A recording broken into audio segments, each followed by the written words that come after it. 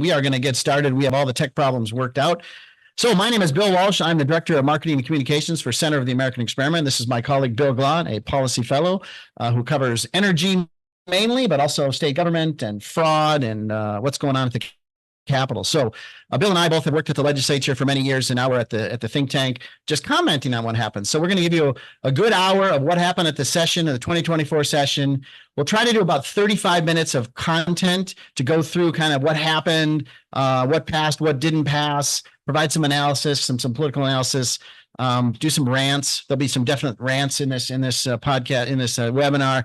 Try to leave about 25 minutes for Q&A because there's hundreds of people on this, and so hopefully we'll get lots of good questions. So I'm going to try to leave 20 or 25 minutes for Q&A. There is a Q&A button at the bottom of your screen, so use the Q&A and start as we start going, and you have a question, drop it in the Q&A. I'll try to moderate them from here, and we'll have Bill talk while I look at the Q&A later, and we'll answer your questions, as many of them we can. So having said that, let's get into it. I think to set the stage, the 2024 session, we should go back a session to 2023 and just remind people that at a $17 billion budget surplus, they spent every last dime. They passed a lot of legislation. Well, they just spent every last dime. They didn't spend every last dime of the surplus. They spent every last dime of the surplus. They raised taxes, billions and billions more to pay for a record amount of spending. Right. And that kind of sets the stage for coming into the second year of the biennium. There's really two main things. The first year of the biennium, you do the budget, and they did a state budget, like you say, the biggest ever, grew by 33%. We could do a whole podcast on this. We did this last year. Podcasts on Off the Cliff was our summer tour. This year, the job for the legislature in an even year is a bonding bill. That's usually what happens, a capital projects borrowing bill, where they travel around the state, they look at the state agencies, campuses. That's what they're supposed to do. And then they go beyond that to the local governments and start funding all kinds of pork. That's what should have been done during this session. We're going to talk about how that didn't get done. And then maybe some corrections or changes to things, and then some adjustments to the budget. And just from a good news perspective, as they went through the session this year, even though there's some money available in the surplus, they're only targeted to spend about $512 million.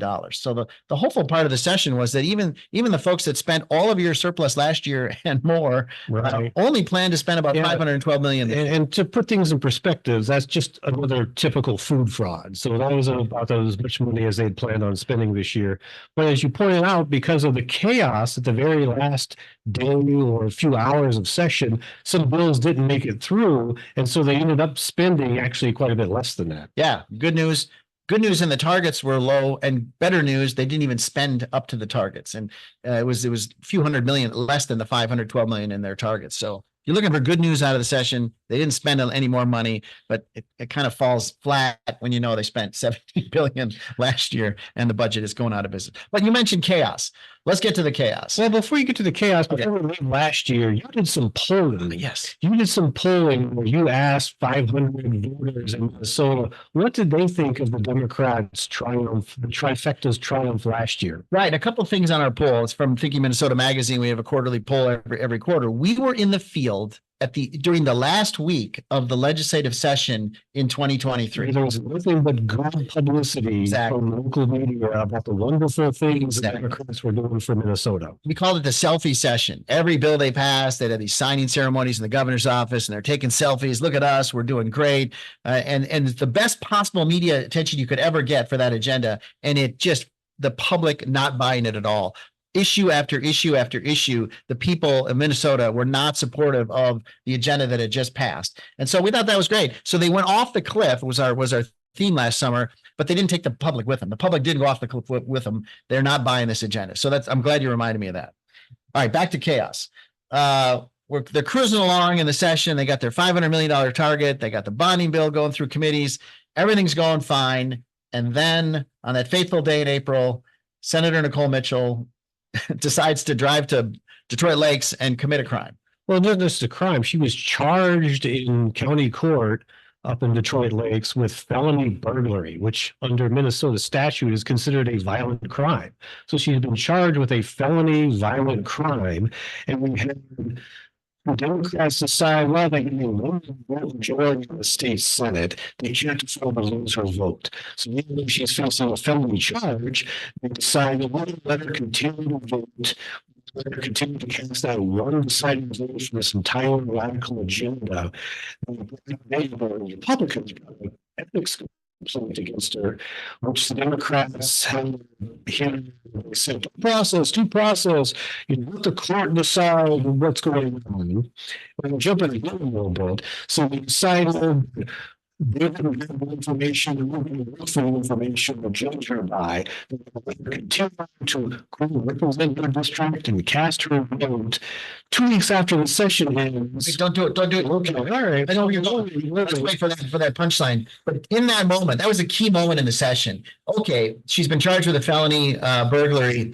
And they're like, well, we need to let due process take its place before we can do the ethics process, which I think is actually a fair position to take, as long as she can't continue voting and for the agenda. But that wasn't what they said. So they wanted due process to take its place and have her continue voting. And that was the key moment of the session when you realized Democrats were going to lock in, lockstep, and use her vote to finish their agenda, which means they didn't have to negotiate with Republicans. They didn't have to do bipartisan compromises with all power all the time. So that was the stand they took, and everything we're going to talk about today passed with that 34th vote cast by that senator under the cloud of a felony arrest. Now here we are this week, 2 weeks later, 3 weeks later, where are we at? 2 or 3 weeks. And what happens this week?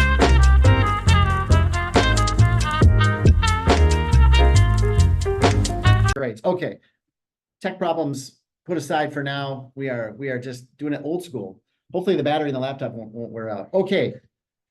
Uber Lyft issue is the only issue I saw Governor Walsh get engaged at all in this session. I mean, he introduced a bonding bill. He did some budget work in the beginning. He's the National Democrat Governors Association chair. He's running around the country giving speeches for Democrats around the country. He's got plenty of time to rip President Bush or President Trump when Trump comes here. He talks about the run of the Timberwolves on his Twitter account, and Uber and Lyft is the only issue I saw him involved at all. So where's Walls was a huge theme in this session.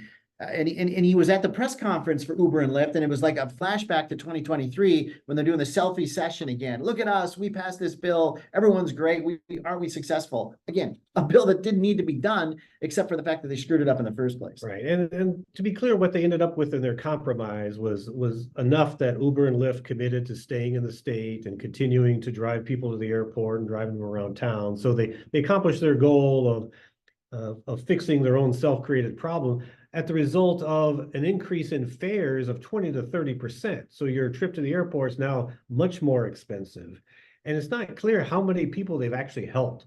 You know, how many people drive Uber and Lyft? How many people are going to actually make more money under this scheme than they were already making? They claimed it was a 20% increase in compensation for drivers, but it's also going to translate into a 20-30% increase in fares for customers. So they declared this as a massive win, the biggest win they claimed they got in the session. Even this week, the governor had one of those fake signing ceremonies where they brought everybody into the office and they did, the TVs were there, and we're going to sign the bill ceremoniously, because we got this big victory of we solved the Uber Lyft problem in Minnesota that didn't exist until Democrats in Minneapolis and the state screwed it up. So where was Walsh is a huge theme of this session. He was non-existent as a governor in all of the negotiations on a bonding bill, trying to get Republicans and Democrats to come together in his office. Didn't happen, which is a big reason why not much got done. The second theme on that is that if you're a conservative watching the legislature this year, many times as conservatives, we're very disappointed in how legislative sessions end in Minnesota. And we think, they caved and they weren't strong enough. And we're very disappointed many times at the end of session. This time was different. Conservatives in the Senate and the House, Republicans and minorities in the Senate and the House stuck together. They negotiated tough.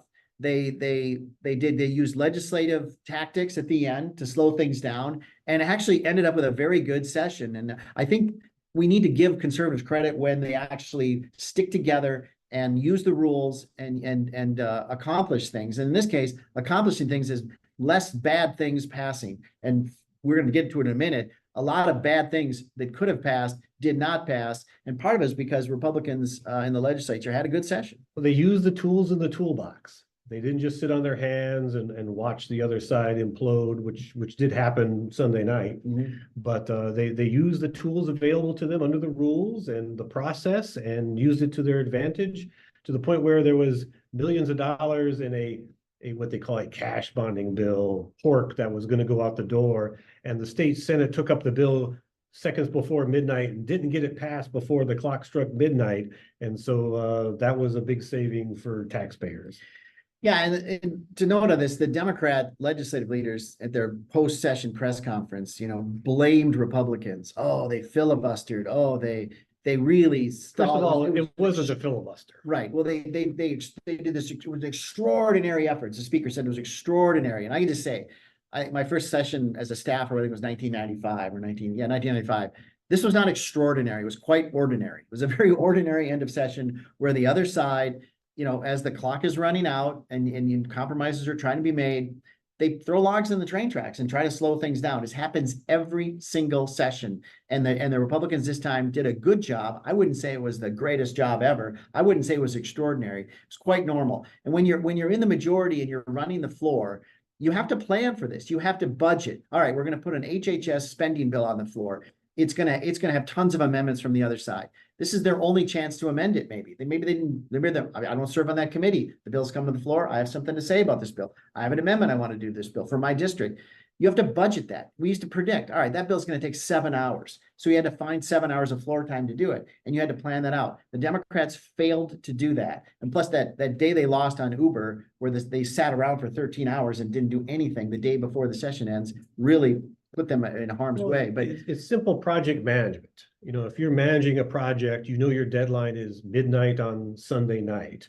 You back up. You got to back up days, maybe in a couple of weeks. We have all these bills we need to pass. We have to budget so many hours per bill. You and I have been on both sides of these bills, where either we're trying to get it passed or trying to get it defeated, and we know how the game is played. And there was nothing particularly different or unusual about how the game was played this time. The Democrats just screwed it up. Yeah. Anyway, if you're normally upset with how sessions end with conservatives, this time, give them some credit. It was actually a really good end. So what passed? Let's start with that. We're going to do what passed and what failed, and then I think we'll be out of time. We'll go to Q&A.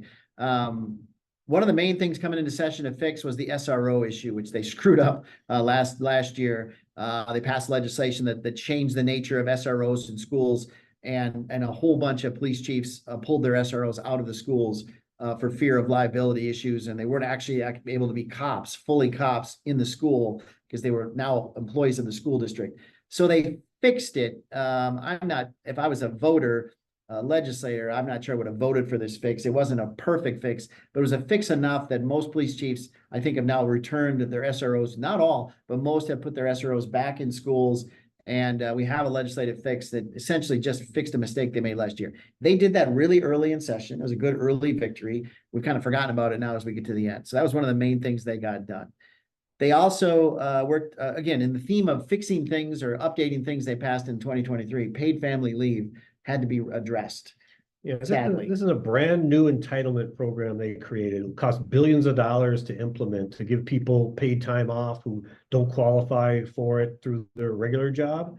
And it wasn't going to work the way they set it up. And everybody knew that when they passed it. So they passed it with this payroll tax. So you're getting this tax, even though the benefit's not going to be available for a year or two or whatever.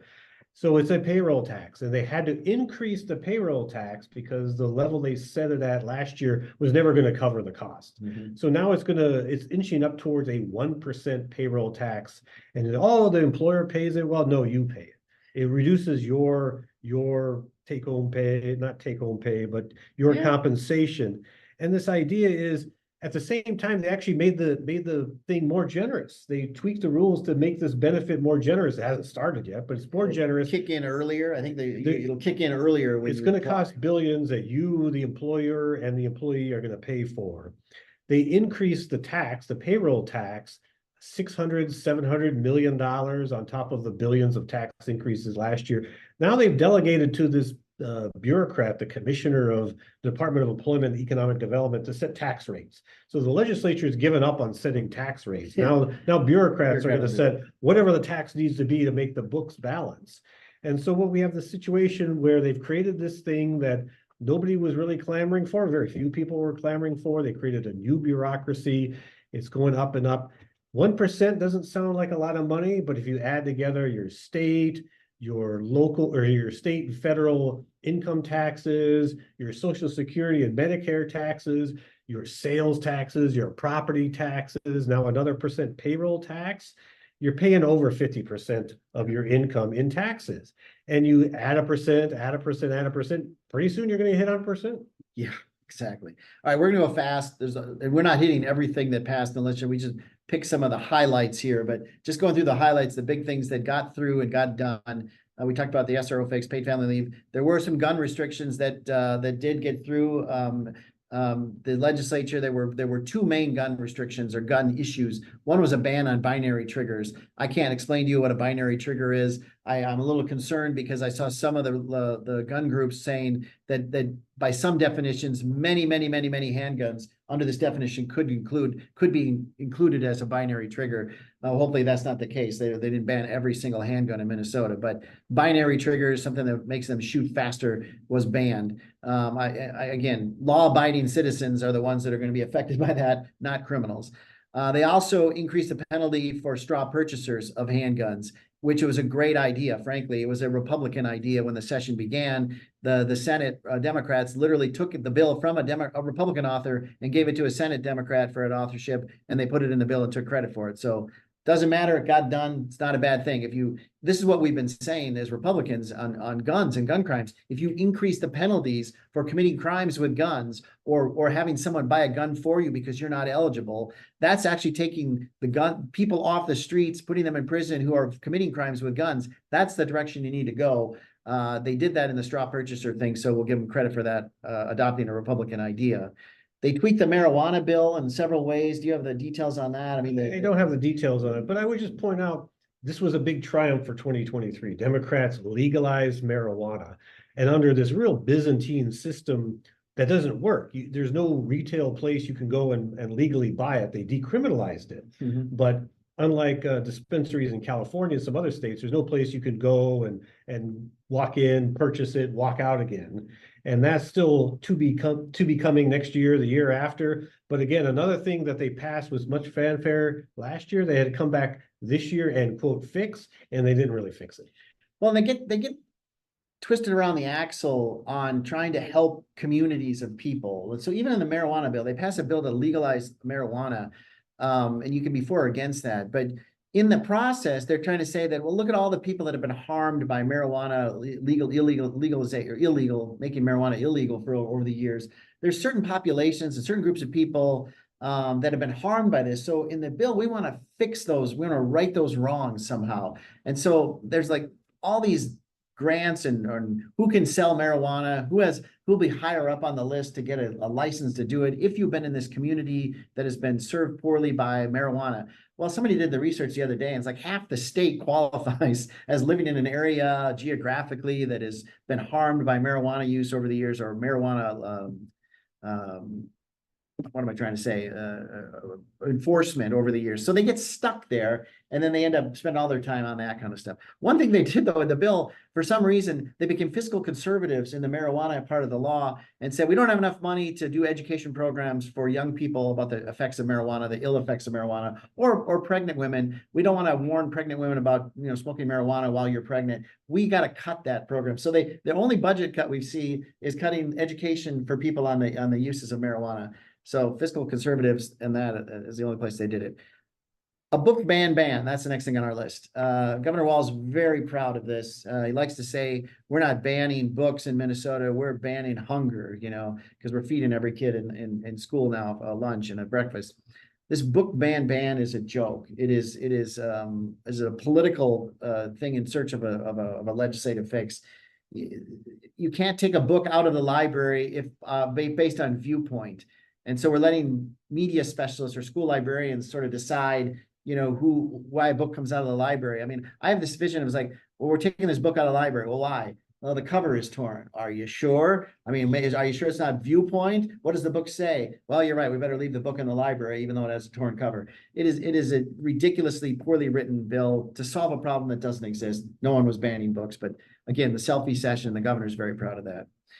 Next on the list, election law changes. And I'm going to give kudos to Representative Jim Nash, who gave one of the best speeches of the year.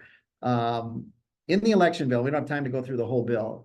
You can now vote. You can now show up to register to vote on election day, and they say, "Where do you live?"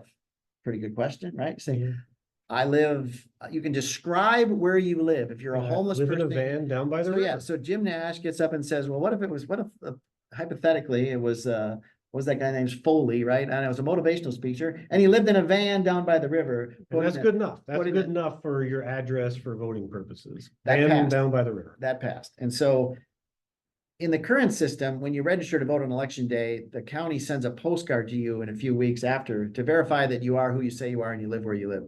I don't think anybody ever answered the question how we're going to mail a postcard to the guy in the van down by the river 2 weeks after the election to find out if he should have voted or not. So those of y'all that are worried about election fraud, we've made it easier to vote, more opportunities for fraud. Second year in a row we've done that at the legislature.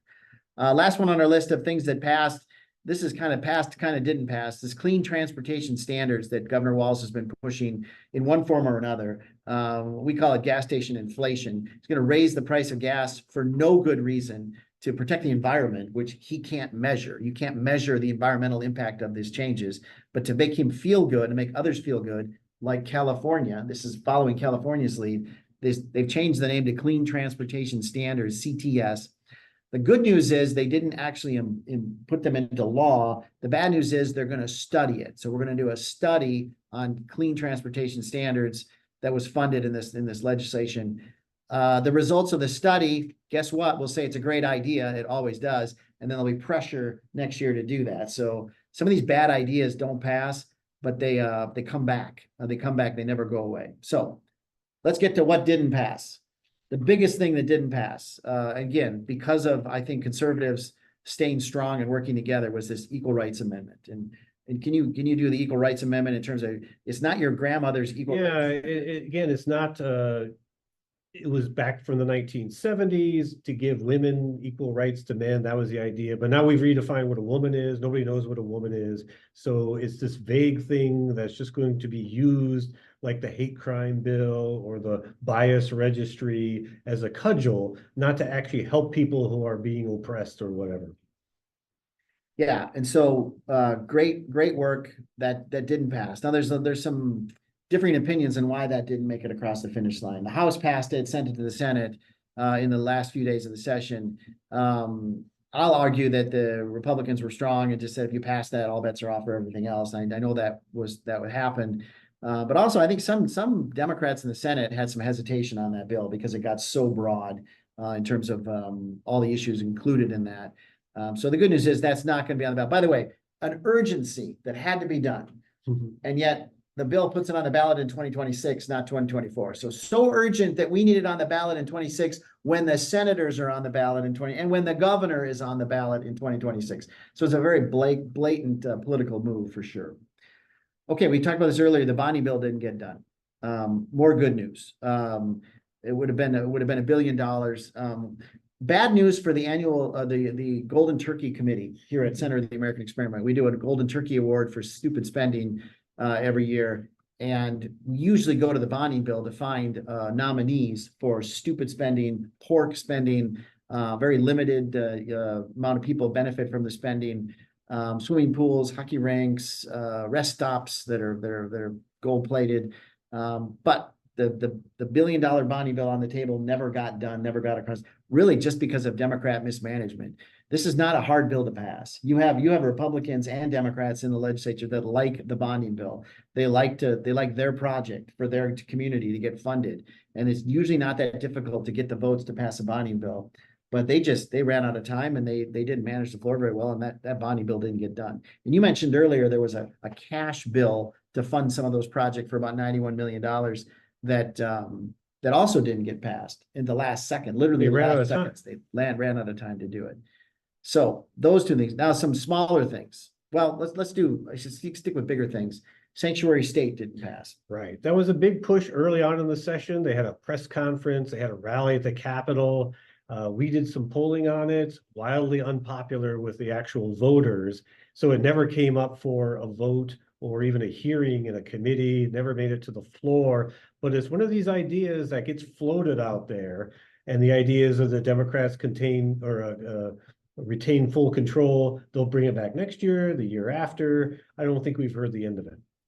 Ranked choice voting did make it across the finish line. No, this is one of my issues. And every time I mention on something like this, people, well, explain the pros and cons of it. We don't have time for that. But it's a bad idea. I'll explain it to you some other time why it's a bad idea. AmericanExperiment.org, search ranked choice voting. You'll find several blog posts from Bill. You know, this is an idea that this billionaire, former Enron executive down in Texas spends millions of dollars in states he doesn't live in to promote this idea. And as it happened, they brought it to a vote. Democrats voted against it. They didn't even have a majority in favor of it, where they have more than a 1-seat majority. So they couldn't even get all the Democrats in favor of this idea. But it's well funded. It'll keep coming back. And by the way, when did they bring that to the floor? That was, I believe that was on Saturday, the day before the end of the session. So if you're managing the floor, you're Speaker Hortman, you're managing your floor, you're complaining about Republicans filibustering and wasting time. She brought a bill to the floor that did not have 68 votes from her caucus. She should have known what the support was in her own caucus to whether that bill could pass that day. That's a complete waste of time or complete bad management or bad vote counting on her part. And then she complains about Republicans slowing everything down. Absolutely absurd. Sports betting did not get across the finish line again. And again, this is a great example of Democrats taking an idea, again, for or against it, sports betting, expanding betting to include sports. But instead of just passing it and letting the market open up and everybody who can do it jump in, we've got to limit sports betting to just the Native American tribes, the 11 tribes that already have a ridiculous monopoly on gambling in the state, the worst compacts in the country, signed right here in Minnesota in the 80s by Governor Perpich. Give Native American tribes sole authority over gambling, all of the income, no tax revenue, and their deals are in perpetuity, never to be revisited. And so now we're going to open up gambling a little more to sports betting, and all the Democrats can do is try to give it to the Native American tribes again and not allow the racetracks to get a little money, which helps the horse industry, which helps charitable gaming, not allow really anybody else. I mean, why not just open it up and let the market kind of do it if you're for this? But they got hung up there and couldn't cut a deal. I think it was bipartisan opposition on this bill, but I think as long as they continue to, and by the way, it shouldn't go without mention, you know, the tribes are political players in the state of Minnesota. They give $1 million to the Democrats in the 2022 election, our last election cycle. Very little to Republicans. They give some, but not as much. So it's pay to play. I mean, they're getting what they want from the legislature. They're keeping their monopoly on gambling by their political contributions. Well, I would put this in the same category as the marijuana legalization. So the idea that they're selling to the voters is increasing freedom on legalizing marijuana, legalizing sports gambling in Minnesota, some of these other issues. And what it ends up being is just spoils system. So instead of increasing freedom, they say, oh, well, we're doing sports gambling now, or doing marijuana. We have to decide who's going to benefit. Who are the winners? Who are the losers?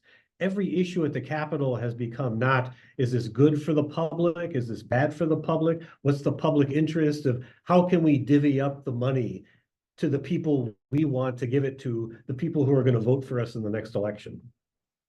All right, a few more. We're going to get to questions. It is now, I got 12:38. So we promised to get to questions faster. This was a major criminal justice issue that did not pass. Thankfully, it did not pass. I kind of touched on it earlier.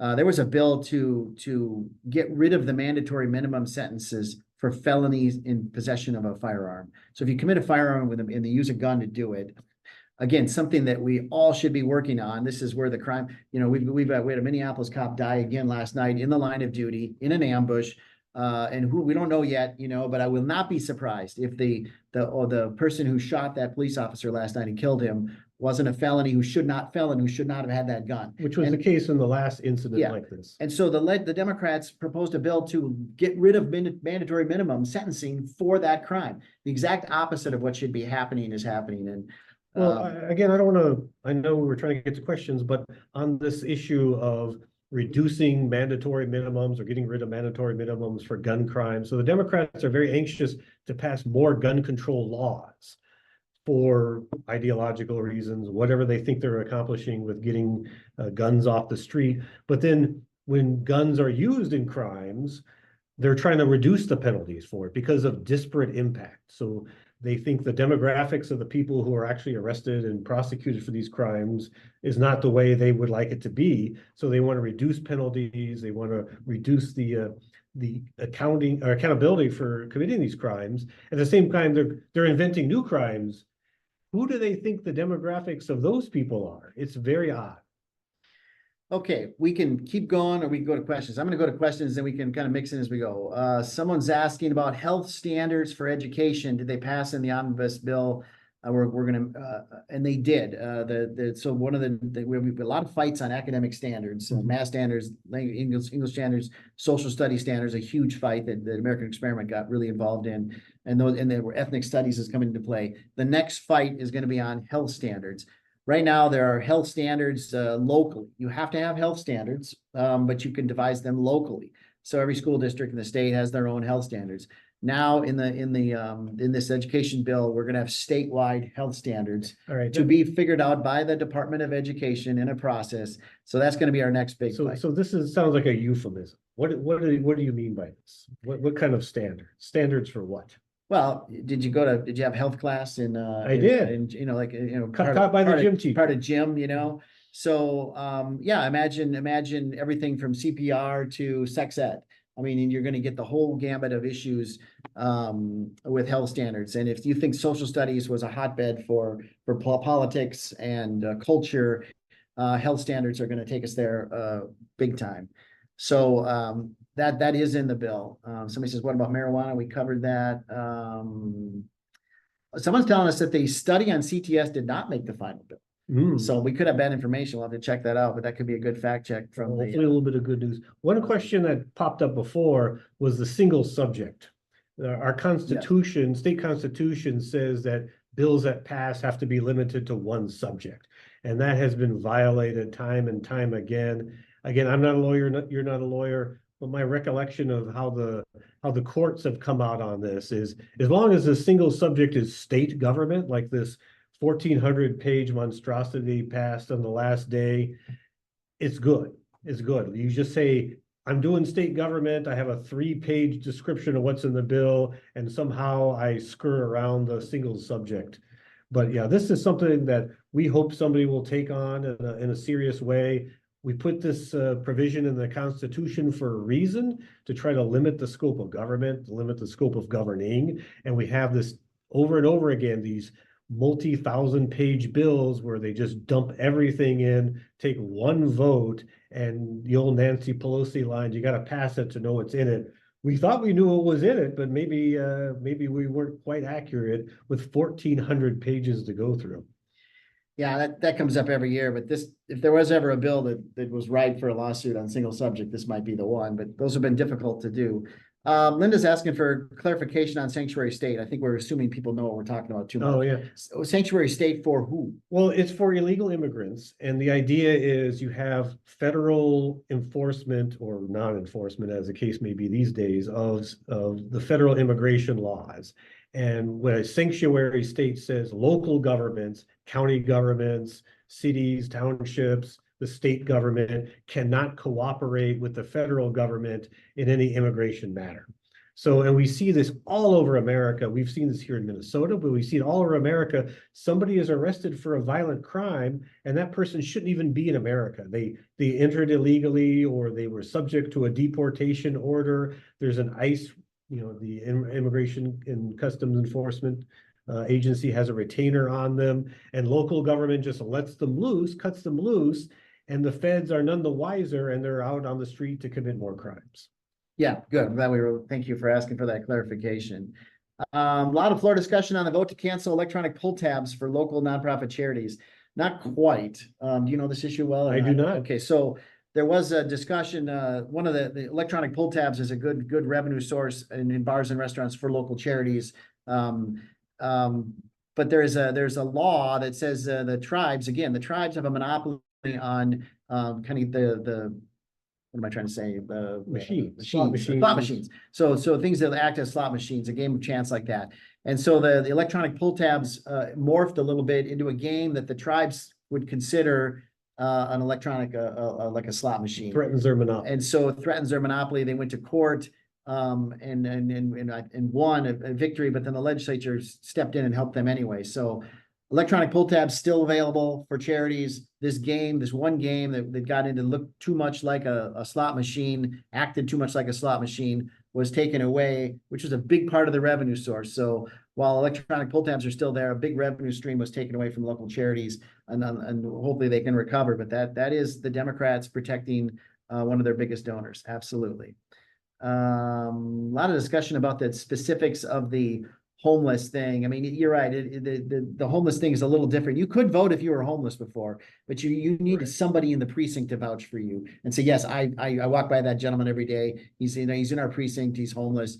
He doesn't have a home, so I vouch for him. So that would have fallen under the vouching before, but now they've sort of taken that away. You can just come in and sign your own name and say that's where you live. And again, on the administration, that I don't have an answer for how that's going to work. Okay, another question on the religious exemption from gender identity protected class. This is a very odd issue. I actually don't understand what the motives were. I think the motives were, well, let me just to back up. Last year, we made changes. I'm not going to get this right. We won't go into too much detail. We made changes that we should have anticipated a change in the law as we did some of this gender stuff that left us vulnerable for religious institutions, churches, schools in hiring to be able to discriminate based on gender ideology. That was exposed a little bit. So Representative Niska, I think was the lead on this in the House, brought a bill forward this year to say, hey, we must have inadvertently left this out. It's now exposed. We should fix this. And the Democrats at first said, no, not a mistake at all. We meant to do that. We're comfortable with where we are. And they didn't pass that bill. And then reversed themselves and then actually did bring that bill to the floor and passed it almost unanimously. And so we have now closed that loophole so that schools and churches can still operate, hire people that believe what they believe without fear of a lawsuit. I think they did that thinking the ERA amendment was going to pass and get put on the ballot. Which would have wiped that out. Which would have really kind of made that moot. But so the one thing got fixed, but the ERA amendment did not make it to the ballot. I think that's the best explanation I've got for what happened there. But they did in fact close that loophole. Harry Niska's bill did pass. Call it a legislative victory, especially since the other piece didn't come through. What else? Wait, I'm going to ask you a question while I look at this thing. Universal basic income did not pass. Yeah, so this idea, and it's been tried a few places. City of St. Paul has been doing this, and I from memory is something like $500 a month. We'll just give it to you. It's supposed to be for low-income people, no questions asked, no strings attached. Instead of giving you a voucher for food or a voucher for housing, $500 to spend however you want. And people might point back to ideas that say the libertarian economist Milton Friedman put forward. Instead of having all these wooden programs, we'll just write people a check. You are the best judge of how you want to spend your money. But this idea that we're going to pay you for nothing. We're going to pay you for existing. It's been tried a few places. I think some cities have even used COVID dollars to do these pilot projects where we're just going to see dollars given to a household or an individual every month, no questions asked. They've done studies, and guess what? These are very popular programs with the people who get free money. But again, it's more money that you're paying that you're not going to see, and we're just literally paying people to exist. Linda asks, what happened with the push for assisted suicide? Yeah, again, another one of these things like the sanctuary state where it was a lot of op-eds were written, press conferences, the idea we were going to make Minnesota a sanctuary for assisted suicide. I forgot what the euphemism they use for it is, but we used to call it euthanasia. But end of life dignity or something like that. Oregon does this. Some other, I think up in Canada they do this, and it devolves into a voluntary program where maybe now you're getting a little bit of a nudge. Hey, we have these options available for you, And it's an ethical quagmire that I don't think we should get involved in.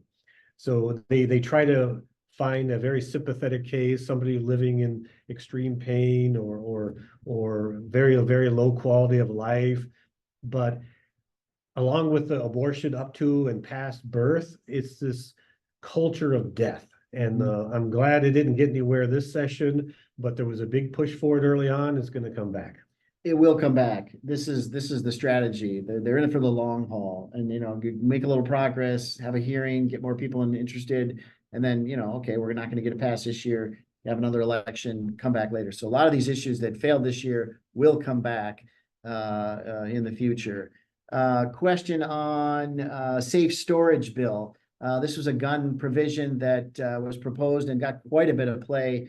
And that did not get through. I'm looking at my gun guy. It That got did not voted make it down through. for the pro-gun, pro-Second Amendment lobby. This was a big win. It was incredibly complicated, and again, would only apply to the otherwise law-abiding. I don't think the Democrats had enough votes to pass it, so it didn't pass at the end of the day. It'll keep coming back. It's part of an entire suite of gun control laws that they want to pass that are, again, not affecting the thug on the street, but you as a typical gun owner trying to do the right thing, but they make the regulations so complicated you can't possibly always be in compliance. Okay, question about additional funding for the READ Act, funding for schools. I believe there was some additional funding for the READ Act that we passed in 2023. But I will tell you this, school districts, we were told we're going to fully fund education in 2023. The amount of mandates they put on schools, including the READ Act, which is a good mandate. It's a good legislation, but has some cost. You have to work on curriculum, you have to work on training. There's no money for these things, not enough money for these things. So while they gave more money to schools, $2 billion in additional revenue for schools, with all of the mandates that they passed, including all of your bus drivers and cooks and everybody that works in the school year, 9 months a year, now you have to pay unemployment insurance for them for the summer. And when they come back in the fall, that's never been done in the history of Minnesota, but somehow now we've got to have everybody on unemployment for the summer. They mandated that without giving any extra money. So you look at school districts are having budget problems, and we can get into the cycle of education funding and why that's a whole other webinar, but most school board members, superintendents feel like the legislature didn't give them enough money, even though they got $2 billion. Yeah, it was fully funded, but with all the mandates, now they're all running deficits and having to go for local property tax increases or whatever to try to close the gap, laying off employees. So the Democrats did their big selfie congratulatories. Hey, we fully funded schools, but in this other backdoor effort, ended up screwing them over. Okay, let's keep going fast. Status of allowing red light cameras and speed enforcement. This was allowed for the city of Minneapolis and I want to say Mendota Heights. I'm looking at my legislative expert. I think it's Mendota Heights and Minneapolis, I guess kind of a pilot project. But not until next year. Not until next year, okay. So you got some time. So I can continue to go to Minneapolis for another few months until they make that illegal. Don't speed. White Earth State Forest Land transfer to the White Earth Band of Chippewa did not pass. I don't believe it did not pass. But this is a new theme. We are handing over state lands to Native American tribes. I guess we're trying to right past wrongs again. Right. And there might be cases out there where it makes sense or really is righting or wrong, but you see whether you go to a public meeting, they have the land acknowledgement where we say, oh, we're on stolen land. We're operating on stolen. We stole it from the rightful owners. This is an effort to give it back if there really are the rightful owners, but this is not something to just do lightly. Question on the state flag. So the state flag was changed. I wanted to put the state flag with the ficus, but I couldn't find a place to put it. We got to get a new one, or maybe not. The state flag it was to go into effect on Statehood Day, May 11. I'm going to get the date wrong. May 12. It was a negative unless the legislature correct vetoed the new design. It automatically went into effect at some point earlier this month. So the new flag is that thing with the 6-pointed, 8-pointed star and the 2 colors and the motto, or not the motto, but the logo has changed. The motto has changed. They took it off the state emblem, the French phrase for Star of the North is gone. So they've done all of this year zero, French Revolution. We're rewriting the historic wrongs by rallying around a brand new flag that your polling says people don't want. Correct. And then the other part of the question is, again, a bit of an unfunded mandate with the flag too, because local governments across the state have to change out. Everybody with a flagpole is every cop in the state who's got the state flag on their uniform. It's millions and millions of dollars for what gain, we're unclear. Yeah, and it's interesting. I serve on a city council in a suburb of White Bear Lake, and it came up on our agenda. We got to pay, a few $1,000 to do all the new patches and new badges. And I said, well, why don't we just wait until the old patches wear out and then get a new one and just replace it, in the normal course of things. Can't do that. The law says that we have to change them immediately. So again, kind of an unfunded mandate to do that immediately. Well, we are almost out of questions. I think we are out of questions. Let me see here. I have one more issue though that we didn't get to, and the bonding bill didn't pass. The cash bill for projects that normally could be a bonding didn't pass, but the Iron Range did okay. The Iron Range now has this special authority to use taconite tax revenue to back bonds for projects. And at the one hand, they gave them authority to do this, but on the other hand, the list of projects is spelled out very specifically in the tax bill in this big, actually it's in the omnibus. I love Mary Francis, State Representative Mary Francis called it the Grand Theft Omnibus Bill, which I thought was great for the whole session. Grand Theft Omnibus. So tons of money for bonding for the Iron Range, and Representative Liz Lagarde, in explaining it and defending it, said that the resources, the money from the resources that come out of that area should remain in that area. And I kind of look at that statement. I think, well, really, should they? This is the only example in the country, I'm pretty sure on this, where a resource like mining, where the revenue from that resource stays in that area. You go to North Dakota, there's a ton of oil revenue that comes out of those the oil wells. And the resource, the taxes are shared by the entire state. It's a state resource. But the IRRB is funded through this resource. The revenue, most of the revenue stays in the Iron Range. So this is a continuation of that. I think it's a policy thing we could look at challenging over the years. Why a resource, a natural resource in one part of the state where the revenue stays there. So Iron Range did great. Lots of new bonding projects. So for Golden Turkey nomination committee, we'll be looking to that list because there's some doozies on there in terms of Golden Turkey silly spending. I think that's the end of our QR. Lots of questions on the ERA amendment in the chat that we don't have time to get into, but I think it tells us maybe we should do some writing on what exactly was in that ERA language that was so offensive. People don't really understand it. Again, it's not your grandmother's ERA. Yeah, it's not women's rights. The 1970s amendment was one sentence, but this was way more involved and redefining terms that we all thought we understood and was going to do a lot of mischief.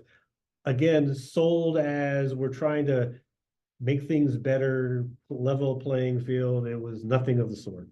So that's going to be the end of our webinar. I'm going to make one final pitch. Next Thursday night, June 6th, is our annual dinner gala. We have a great speaker, Naftali Bennett, former Israeli Prime Minister. He is going to give us the lay of the land in Israel and Gaza. You do not want to miss this speech. We interviewed him this week. He's going to say things that's going to really be impactful and important. He's a former IDF commando soldier. He's got great experience. Obviously, he was a prime minister.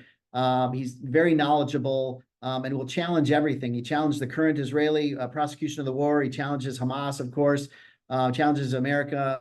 It's going to be a great speech. There are still tickets available. We're going to shut down ticket sales early next week. So this is the last few days to decide to go to that dinner. It's going to be great. So hope you can join us Thursday. Go online events and you'll find it. So thanks a lot for our legislative session. Sorry for the technical difficulties. We will wrap this up and edit it in a great way and email it to everybody that participated. And thanks for all your questions. It made the webinar great. Have a great day. Thanks for watching.